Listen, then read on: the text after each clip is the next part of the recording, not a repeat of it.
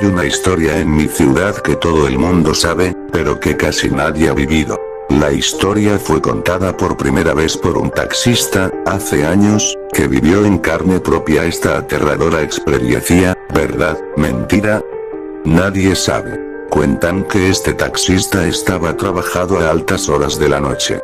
Le había tocado llevar una carrera hasta un lugar muy lejano de la ciudad, y al terminar esta, según él, iría ya a descansar, pero cuando descargó a su pasajero, se encontró a otro pidiendo sus servicios. Era una mujer joven y hermosa y se veía muy preocupada, así que el conductor no la dejó allí, sino que la montó en su automóvil, para con esta carrera, terminar ya su trabajo. La mujer pidió que lo llevara hasta una calle cerca del cementerio y el conductor, amablemente la llevó allí.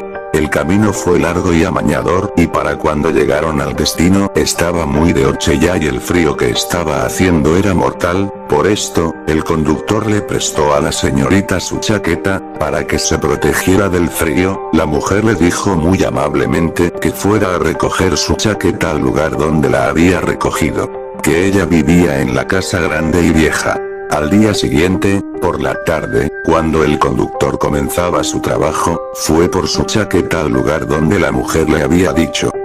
Cuando llegó a esa casa, abrió una señora algo vieja y el señor le preguntó por su chaqueta y por probablemente su hija, pero la mujer, cuando oyó la descripción de la muchacha, se puso a llorar descontroladamente y el hombre le preguntó que por qué lo hacía y ella simplemente le respondió: "Es mi hija, señor, y murió ayer por la mañana".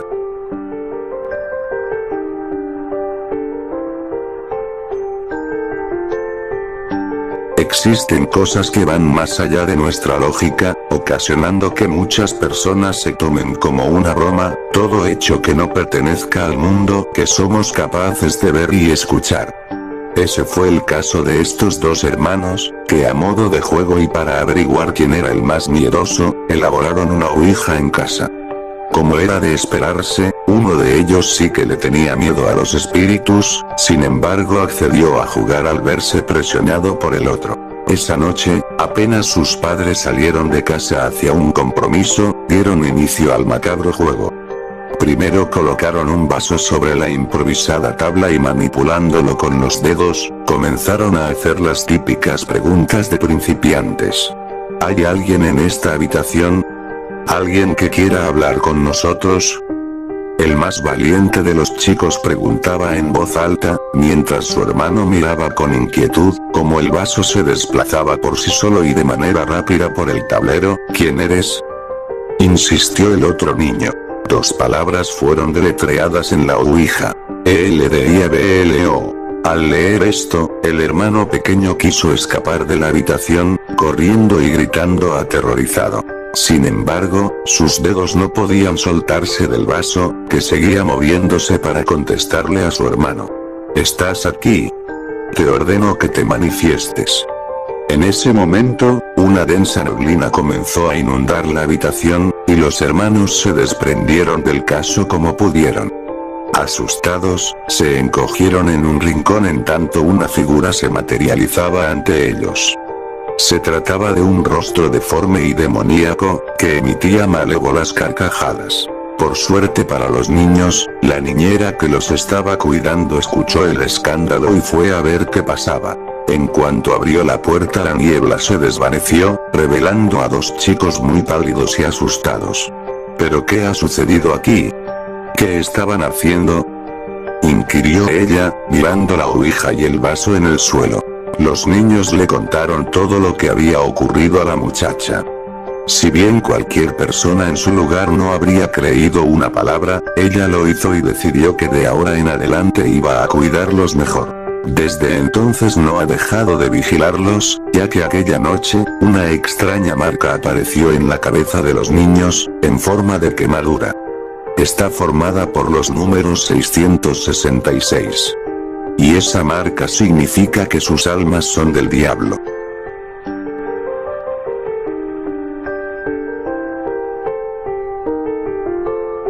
Llegaron a las oficinas de los guardabosques del área, estaban muy preocupados. Eran dos padres de familia quienes, extremadamente nerviosos, acudieron a pedir ayuda, pues sus dos hijos, ambos niños, se hallaban desaparecidos desde hacía por lo menos 30 minutos. Inmediatamente mis colegas y yo, con ayuda de los padres, nos adentramos al bosque para localizar a los dos pequeños lo más rápido posible, pues comenzaba a anochecer. Durante la tensa búsqueda, los padres nos explicaron que se hallaban tomando fotos en el momento en el que sus niños desaparecieron, ni siquiera los oyeron alejarse, ni mucho menos los vieron apartarse de ellos, por lo que se les hizo muy extraño que de un momento a otro, y sin ninguna señal, sus hijos se hubieran esfumado. Alex, de 10 años y Dylan, de 8 eran los hijos de aquellos padres quienes, aunque asustados, estaban serenos y podían pensar con absoluta claridad, aún más si la vida de esos dos pequeños dependía de ello, y sí, dependía de ello. Al oír esto, nuestra preocupación incrementó sobremanera, pues recordamos que, según reportes de la policía del condado, se contaba el rumor de que había un asesino suelto que merodeaba el área cercana al bosque, y que además estaba relacionado con la desaparición de al menos 12 niños que nunca fueron encontrados. Aún así, no quisimos alertar a los padres sobre esta situación, pues podíamos asustarlos hasta el punto de causarles un ataque de pánico. Pasó una larga hora de búsqueda sin descanso hasta que por fin encontramos a los dos pequeños con salud y sin ningún rasguño junto a una pequeña cascada. Después del conmovedor momento de sus padres, abrazándolos les preguntamos el porqué de su espontánea desaparición, entrevistándolos por separado en el despacho, y esto nos dijeron. El testimonio de ambos coincidió en todo. Mientras sus padres estaban distraídos vieron a varios niños, como 7, escondidos tras los árboles que, de alguna manera que ellos no pueden explicar, los atraían como si les quisieran decir algo sin que sus padres se dieran cuenta de su presencia.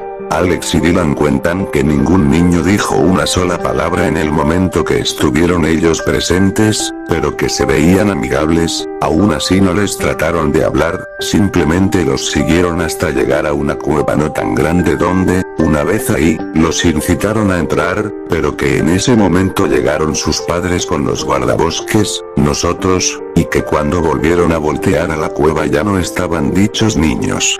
Alex, molesto, afirmó que solo se habían desaparecido como 10 minutos y no se habían apartado tanto de donde sus padres inicialmente se encontraban, pero esto obviamente era mentira, pues los encontramos 3 kilómetros dentro del bosque. Sin embargo, sus padres afirmaron que estaban en el borde, cruzando un puente que atravesaba un río, el cual era el límite de dicho bosque, cuando los niños se esfumaron. En fin, esta no es la razón por la que relato esto, pues lo que pasó después realmente me inundó la cabeza de un sinfín de dudas. Resulta que, 2 días después de dicho incidente, vimos a la policía arribar al bosque y adentrarse de una forma que nos pareció alarmante. La razón. Una pareja llamó al 911 diciendo, de manera exaltada, que habían encontrado una fosa clandestina con los cadáveres de 12 niños. Este número lo reveló la policía luego de dicho hallazgo, que identificaron como los niños desaparecidos, víctimas de dicho asesino. El horrible descubrimiento se dio luego de que el hijo de la pareja desapareciera de la vista de ambos padres.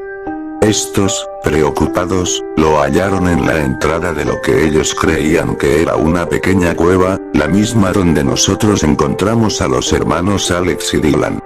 Al final fue todo lo que la policía y medios locales revelaron sobre el incidente. Lo único que se sabe sobre el niño que hizo el descubrimiento es que será llevado a terapia por traumas, pues afirma que un grupo de niños lo guió hasta la fosa donde fueron hallados los cuerpos, y que desde ese momento, los sueña cada noche.